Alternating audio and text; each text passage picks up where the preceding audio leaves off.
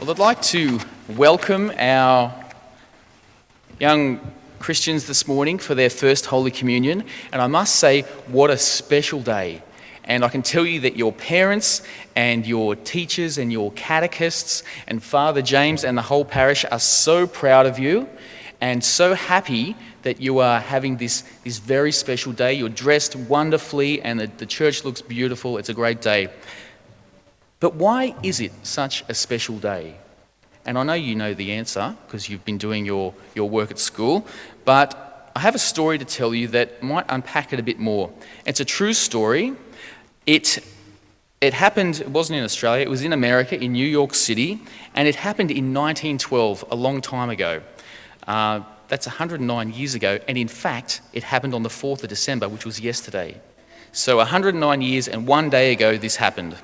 It happened at St. Philip Neri Catholic Church in the Bronx in New York, and early in the morning, a passerby was walking past the church and he saw smoke starting to billow out of some of the side windows. And so there was a fire starting and he ran to the presbytery. The presbytery is the house where the priest lives, and there was a bell outside and he rang the bell. And all the crowd started crowding around the church looking at the smoke pouring out of the building. A fire had started somehow, they don't know how.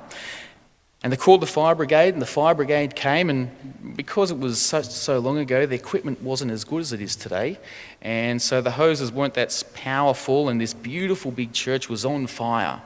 And the smoke got thicker and thicker, and then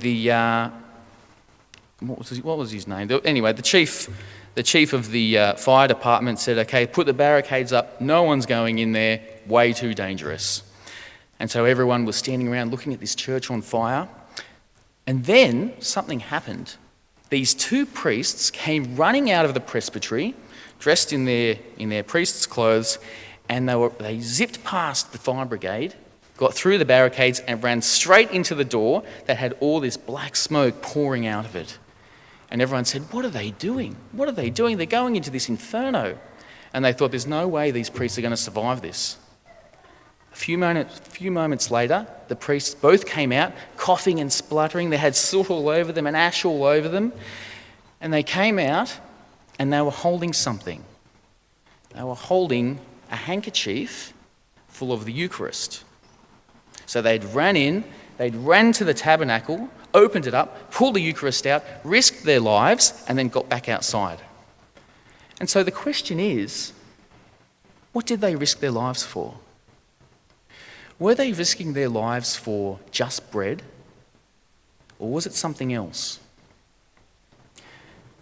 So, as you know from your classes at school and your catechism, the Eucharist is not just bread, it's not merely bread. We know that it's the body and blood of Christ in a strange, in a miraculous, in a mysterious way, and we don't know exactly how God works this miracle, but Jesus is truly present in the Eucharist.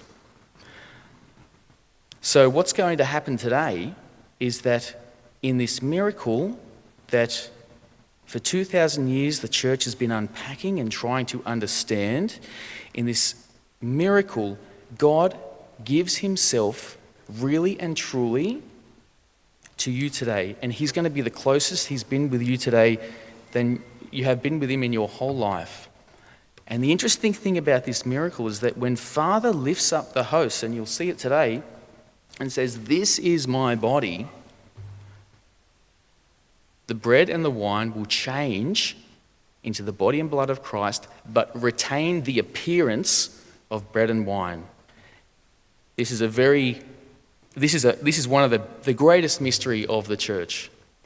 Back in Jesus' time, when he started to talk about this to his followers, he was preaching in a place called Capernaum, and he had lots of people following him. He had 5,000 people. You remember the story about the loaves and the fishes? He multiplied the loaves and the fishes, and everyone was very excited about this. We've seen a miracle. We're following this guy. And so they follow him, and then he starts saying this weird stuff like, "Unless you eat my body and drink my blood, you have no life in you." And then when people are finding that, oh, hang on, this is a bit awkward, and his language gets stronger and stronger, and he really means it. And then a lot of these people that were following him after these great miracles of the multiplication of the loaves and the fishes, they start leaving him. And did he say, hang on, I'm just speaking metaphorically, it's just a symbol. He didn't say that. He let them go. And he turned around to his apostles and he said to them, are you going to leave me too? Because I'm not going to change my teaching. I'm trying to give you something here. I know this is hard to receive. And Peter, the first pope, God bless Pope Peter, he said, Lord, this is a hard saying.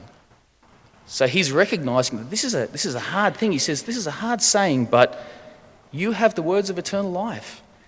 And so he trusts Jesus and that he will come to better understand over time. So this is one of the great mysteries of the church, and it is one of the things that, this is where the church gets its energy from. It's the source and summit of the faith. It's the Eucharist. It's the reason why the tabernacle is in the middle of the church. It's the reason why we genuflect when we come into the church. Why are we genuflecting? We're genuflecting because we're acknowledging Jesus' real presence in the Eucharist, which is kept in the tabernacle.